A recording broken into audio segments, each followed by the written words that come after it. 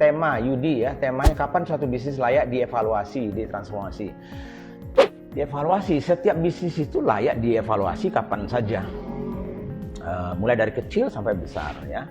Kapan harus ditransformasi? Ditransformasi itu bukan kapannya ya, tapi diperlukan atau tidak. Itu yang menjadi pertanyaannya.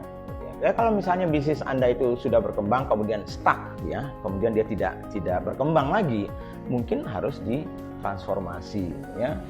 Jadi bukan timingnya, tetapi adalah kapan, kenapa diharuskan bisnis itu bertransformasi ya.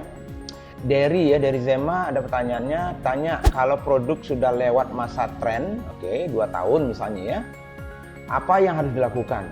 Menurut Doni Pramoni, ini yang Sour Sally ya, ada 2 step lagi untuk produk ke masa habit dan culture. Nah tadi saya sudah cerita ya, dia mungkin hubungannya dengan pertanyaannya Irnal tadi ya, dari awal. Sebuah produk atau bisnis itu ada namanya siklus atau life cycle, siklus kehidupannya. Jadi ada masanya di awal itu, mungkin awal-awal di launching produknya ya, masanya belum diterima, masih trial misalnya ya. Nah setelah itu orang sudah mulai suka dengan produknya, diterima karena itu relevan. Nah kemudian dia tumbuh. Nah pada saat tumbuh ya tentunya tergantung bagaimana yang punya bisnis ini membangun bisnis tersebut atau produk tersebut.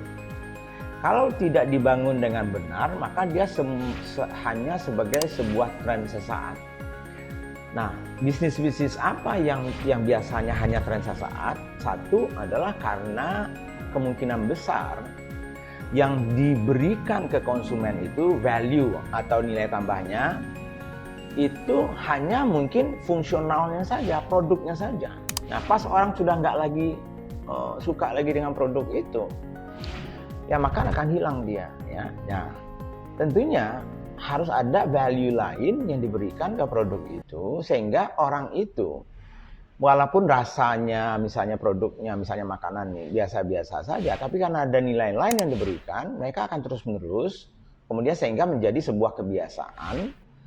Dan bisa saja menjadi sebuah budaya. Kalau sudah menjadi sebuah budaya, produk itu, berarti bukan lagi fungsi produk itu yang dijual. Mungkin budayanya tadi itu, misalnya setiap saya ingat waktu di Coca-Cola ya. Saya ke kampung-kampung, ke rumah-rumah ya, di kota-kota juga ya. Kalau orang itu datang ke rumah kita, Lebaran gitu ya. Saya ingat banget tuh di kampung saya juga begitu tuh, di Kerinci atau di Padang misalnya ya. Itu kalau rumah itu ada minumannya di waktu Lebaran itu ada Coca-Cola, Sprite, Fanta, maka orang akan merasa wah ini orang ini keren banget nih. Orang ini pasti kelompok yang punya mungkin the have ya, mungkin orang ini orang kaya atau orang ini keren gitu ya. Jadi menjadi sebuah budaya gitu ya. Nah, jadi akhirnya apa? Yang membeli itu sebetulnya bukan lagi membeli produk Coca-Colanya untuk disuguhkan ke tamunya, tetapi nilai yang diberikan oleh Coca-Cola, Sprite, Fanta pada saat ditampilkan waktu Lebaran. Wah ini orang ini keren. Nah kan itu bayangannya ya. Sama gitu juga saya ingat banget. Kalau Anda misalnya minum Starbucks, tadi saya cerita. Kita bawa gelas Starbucks nih. Nah, kadang-kadang itu logo itu biar dibuka tuh, dulu dilihatin ke orang gitu supaya mengatakan wah saya dari Starbucks. Karena kalau saya dari Starbucks kayaknya tuh saya keren. Nah itu kan beda ya. Jadi yang dibeli itu bukan lagi minumannya, tetapi sesuatu yang di atas itu. Jadi dari sisi emosinya, mungkin lifestyle-nya ya. Itu yang membuat tadi itu dari hanya produk yang karena rasanya. Tapi kembali, banyak juga orang tanya, Pak, kalau begitu saya buat aja produk, saya bangun emosinya menjadi sebuah budaya. Kalau dasar minum itu, makanan itu, jasa itu memang tidak bagus, itu tidak akan bertahan lama. Ya, jadi itu syarat pertama, secara fungsi jasa Anda atau produk Anda harus sesuai juga yang dibutuhkan di awalnya. Oke? Alright. Nah, kemudian seblak jublek. Oke, izin bertanya Pak, mengingat jumlah peserta workshop SBM Pro Indonesia terbatas dan dibatasi tiap wilayahnya, kriteria seperti apakah yang bisa mengikuti workshop tersebut? Oke. Nah, ini bukan cerita bisnis, oke. Gini, saya jelaskan ya, Smart Business Map workshop itu ada dua. Satu yang reguler. Nah, reguler ini ada di 50 kota. Nah, tapi setiap kota itu hanya dapat jatah 1 kali 1 tahun. Maksimum 50 orang. Kenapa? Karena disubsidi. Ya, gitu maksudnya. Nah, kenapa 50? Ya, pertama, ya tentunya kalau lebih dari itu biayanya banyak. Tapi yang kemudian yang kedua, kalau lebih dari 50 sulit untuk membuat workshop yang bisa personal ya. Terlalu ramai orang juga nggak bagus. Sehingga lihatlah di Instagramnya SBM Pro Indonesia atau www.sbmpro kapan adanya di kota-kota mana. Kalau nggak salah Maret ini ada di Bali ya. Bulan lalu ada di Jogja ya. Bulan sebelumnya ada di Tangerang Selatan di Bintaro kebetulan ya. Oke, itu ya. Oke, lanjut. Pagi Pak Budi, mohon pencerahannya apa yang harus saya lakukan kalau bisnis saya termasuk yang kena dampak dari isu corona. Wow, corona nggak ada ya? Terutama kenaikan harga bahan baku. Oke, kayaknya mungkin nggak nyimak yang minggu lalu ya. Minggu lalu coba dilihat kembali live Instagram saya. Yang minggu lalu saya jelaskan apa yang harus Anda lakukan dengan isu ekonomi yang kurang baik, misalnya kemudian ada isu corona ini, oke? Saya berasal dari Lubuk Linggau, baru menjalankan usaha kecil buat sabun cuci piring, oke? Harganya ramah di kantong, tapi kualitasnya nggak murahan. Saya ada masalah di bagian penjualan karena saya tidak tahu strategi bagaimana saya menawarkan produk ke toko atau warung. Ini problem dari semua orang, guys. Kalau di Smart Business Map, makanya saya udah bilang, kita nggak buat produk dulu gitu ya. Yang kita cari adalah ada nggak sesuatu pasar atau problem ya orang-orang yang belum ada solusinya, sehingga kita memberikan solusi itu dan itu menjadi sebuah produk yang diinginkan oleh pasar. Tapi kelemahan kita kan begitu, kita buat produknya dulu, baru setelah itu kemana ya saya jual. Jadi itu kelemahan utama. Padahal kalau di dalam Smart Business Map itu kita ada pertama industri dan kategorinya, kita mau pilih yang bermain di mana. Jadi kalau misalnya Frankie itu berarti Anda bermain di misalnya kategori consumer goods, misalnya sabun misalnya. Sabunnya adalah sabun tadi apa ya? Sabun cuci piring. Nah, pertanyaannya adalah sabun cuci piring Anda ini memberikan solusi apa? Kalau sama aja dengan sabun cuci piring yang lain, apa yang membuat Anda berbeda? Kalau itu enggak, susah Anda untuk menjualnya ke orang lain ya. Nah, oke, itu satu. Tapi oke lah, mungkin caranya adalah satu, coba lihat ada nggak distributor di daerah Anda, atau mungkin trial dulu ke toko-toko ya, kasih sampling ya. Jadi pertama produk Anda harus tahu dulu orang Anda punya atau tidak ya. Yang kedua tentunya Anda harus berikan percobaan sama orang ya. Kalau enggak, kapan orang mau coba? Kalau enggak, Anda nggak coba. Orang mau beli langsung, kalau bisa bagus. Tapi umumnya tentunya orang akan memilih sabun yang sudah dia kenal, gitu ya. Thank you. Ini Edainov. Pagi Pak, minta sarannya agar menciptakan produk yang berkualitas.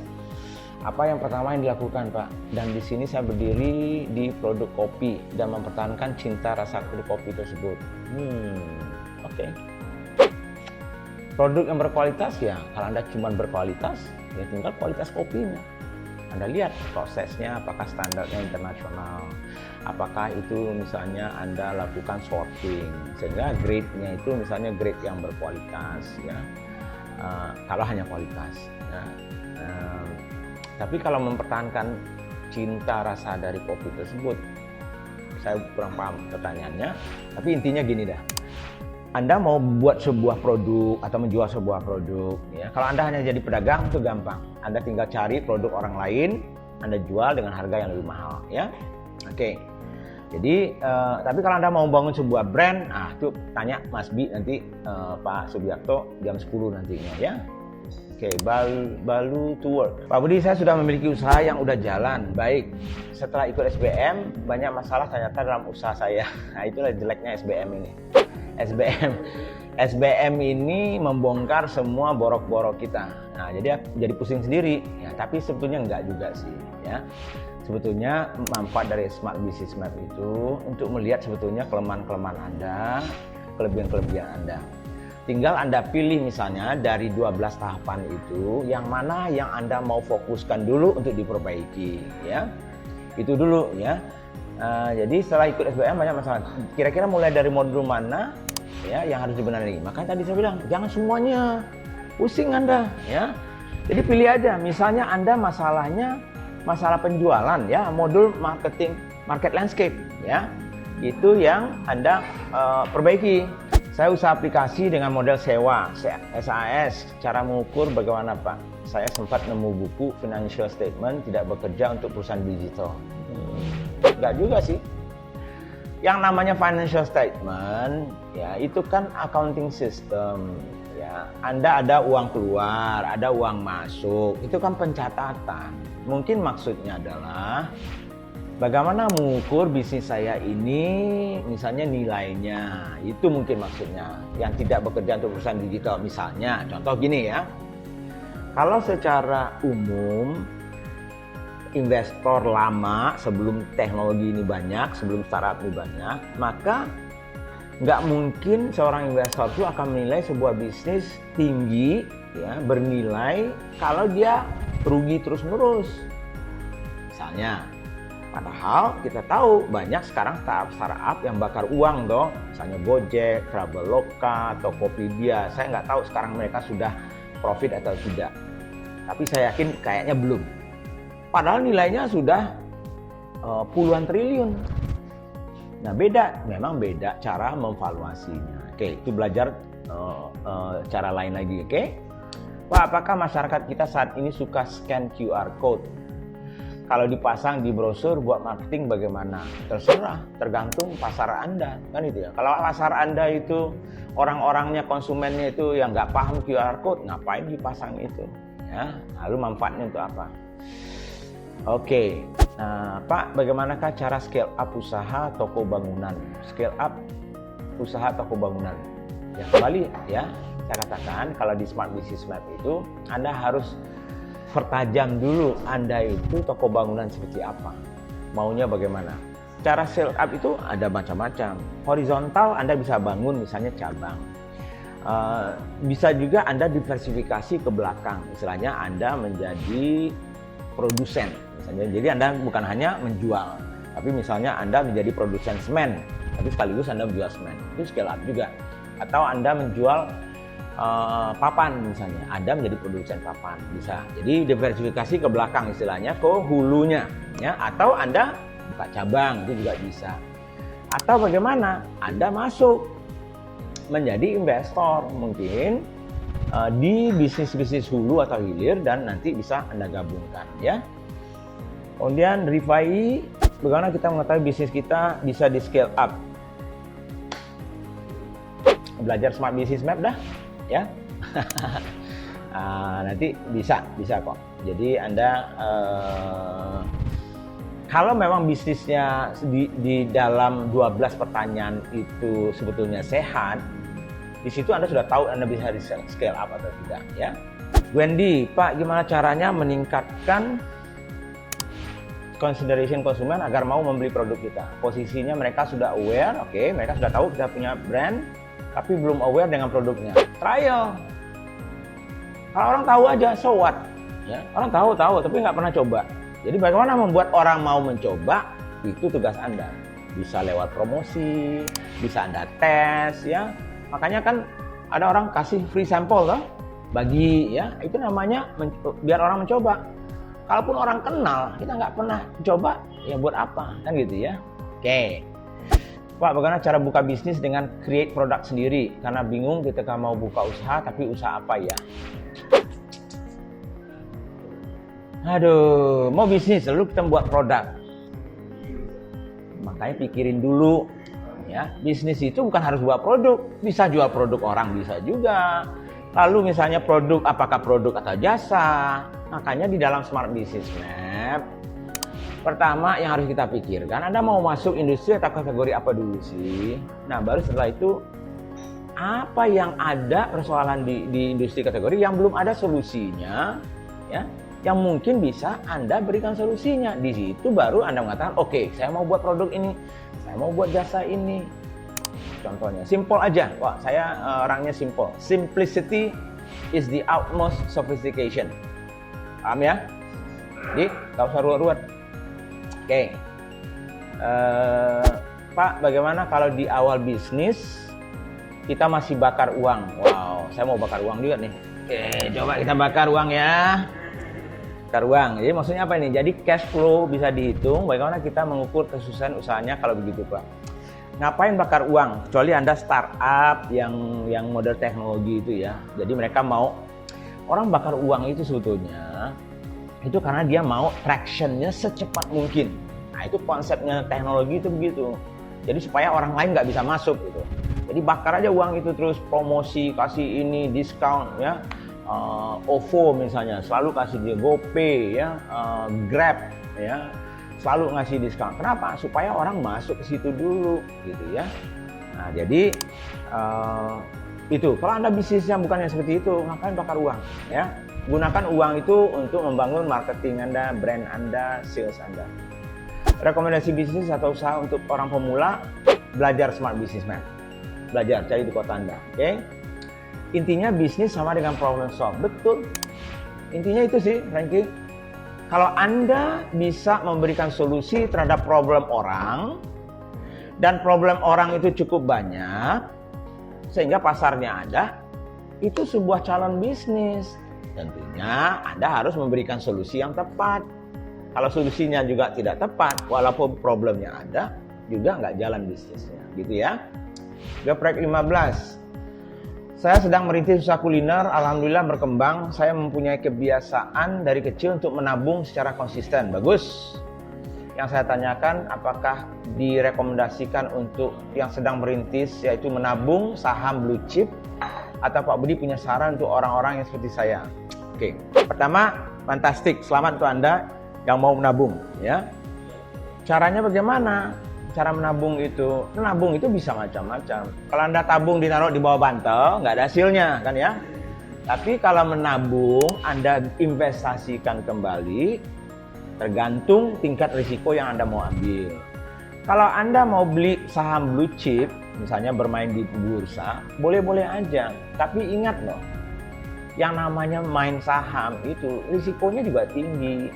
Nah, kecuali Anda mau jangka panjang, nggak apa-apa ya. Nah, jadi carilah misalnya investasi yang cocok ya, yang bisa liquid cepat nantinya kalau dibutuhkan, tetapi resikonya juga tidak tinggi, tapi menghasilkan hasil yang lebih baik ya. Oke, gitu ya. Kalau sudah terlanjur masuk, bagaimana? Cara mencermati problem orang bagaimana? Cara mencermati problem orang, tanya. Ya. Kalau Anda punya Facebook, punya Instagram, lihat di situ apa yang paling sering orang omelin misalnya. Ya, jadi Facebook tuh jangan hanya galau-galau aja yang kita lihat gitu. Ya coba lihat, perhatikan dari 5.000 teman Anda itu, apa yang paling banyak yang mereka galau, yang mereka punya problem, mungkin disebutkan di situ. Lalu tanya dia, sudah ada nggak solusinya? Kalau enggak, ya mungkin itu solusinya. Misalnya, ini banyak jomblo-jomblo setiap Sabtu Minggu selalu posting yang galau-galau, itu sendiri lagi misalnya kan gitu ya. Nah, kalau ternyata ada ribuan orang seperti itu, lalu tanya, wah ini kayaknya mungkin bisa diberikan solusi. Bagaimana kalau orang itu punya teman dan cariin jodoh misalnya? Ini saya tidak menganjurkan itu, ini contohnya ekstrim aja saya bilang. Kalau begitu, ada problem orang yang susah cari jodoh, dan Anda tangkap itu di Facebooknya dia, lalu Anda berikan solusi bagaimana bisa mendapatkan jodoh yang halal tentunya ya. Kemudian misalnya yang bisa memberikan solusi terhadap problem mereka, mungkin itu menjadi sebuah bisnis. Nah, itu contoh yang ekstrim saya kasih. Smart Business Map, cari infonya di mana Pak? Coba lihat SBM Pro Indonesia punya Instagram, bisa juga www.sbmpro ya. Pak, kalau market properti tanah masih aman nggak? masih lumayan aman, tapi sekarang kan lagi turun. Saya juga punya properti di Semarang, tidak sebaik 2 tahun 3 tahun yang lalu, ya. Ya Anda harus bertahan. Caranya bagaimana? Masuk ke properti yang kecil-kecil, yang murah, meriah, tapi minimal jalan dulu, ya. Pak, gimana insight bisnis ayam goreng crispy? Oke, ayam termasuk favorit di Indonesia. Jadi istilahnya pasarnya sangat besar. Yang membedakan nantinya adalah Anda bisa masuk ke bisnis itu apa yang membuat orang tertarik dengan ayam Anda. Kalau Anda berbeda, yang namanya diferensiasi, mungkin itu salah satu cara awal, ya. Oke, Pasek rasa untuk kelas SBM online ada atau enggak? Insya Allah kalau tidak ada halangan mungkin April atau Mei. Ini salah satu jawabannya banyak teman-teman karena nggak bisa offline dan juga kelasnya sedikit. Mungkin kita akan segerakan untuk online, ya, mudah-mudahan, ya. Jadi pantau aja terus. Susu sapi murni mau launching produk baru dan basic susu UHT. Apakah ini akan merusak cita brand saya yang sudah dikenal sebagai susu pasteurisasi? Enggak lah. Ya, coba aja lihat. Greenfield punya pasteurize ada, UHT-nya ada, dan segala macam ada. Jadi sebetulnya DNA Anda itu apa? Itu dulu yang harus dijelaskan, ya. Oke, terima kasih semuanya teman-teman. Assalamualaikum warahmatullahi wabarakatuh.